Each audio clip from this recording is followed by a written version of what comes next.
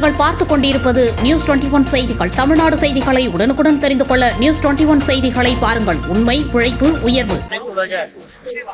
தமிழ் மாநாட்டுக்காக மலேசிய நாங்கள் ஒரு வட்டி நேற்று காலை வந்தது பல ஆலயங்கள் பார்த்து நாளைக்கும் தமிழ் மாநாட்டு ஒரே பிரம்மாண்டமாக மிக பிரமிப்பாக இருந்தது. இல்லைன்னா காலையிலிருந்து நாங்க பாக்குறோம் பழனியை அதிசயம் அநேகமுற்ற பழனி அப்படின்னு அருணகிரிநாதர் சொல்லுவாரு. அந்த வகையில பல அதிசயங்கள். முதல்ல இங்க 3D வகையில முருகனுடைய முருக இலக்கியங்களையும் முருகனுடைய வரலாறு 6 படை வீடுகளை எல்லாம் தொழில்நுட்பத்தை பயன்படுத்தி மிக அழகாக செய்திருக்கிறார்கள்.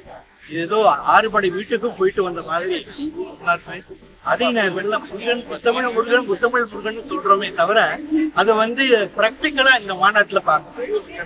இசை நாடகம் அப்படின்னு முருக வழிபாட்டு எப்படியெல்லாம் மக்களுக்கு கொண்டு செல்லலாம், காலையில இருந்து கொண்டு வரை அப்படியே அந்த முருக அனுபவம் அப்படின்னு சொல்லி அந்த மாதிரி முருக அனுபவத்துல இயல் இசை நாடகத்தின் மூலமாக மிக சிறப்பாக மிக நேர்த்தியாக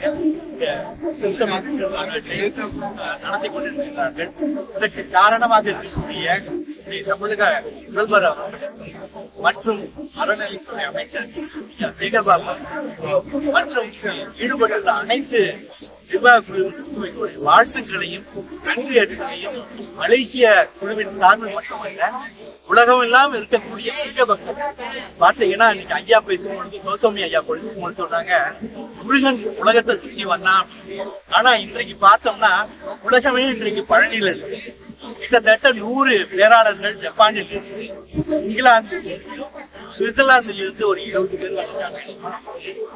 மற்றும் ஆஸ்திரேலியாவில், மலேசியா, சிங்கப்பூர் சொல்லவே வேண்டாம், இலங்கை சொல்லவே வேண்டாம், இப்படி உலகமே பழனி மலையை இதற்கு காரணமாக இந்த மாநாடு வருடந்தோறும் ஒவ்வொரு படை வீட்டிலையும் நடக்கணுங்கிறது எங்களுடைய அதையும் இந்த வேண்டுகோளாக இந்த மாநாட்டில் வைத்து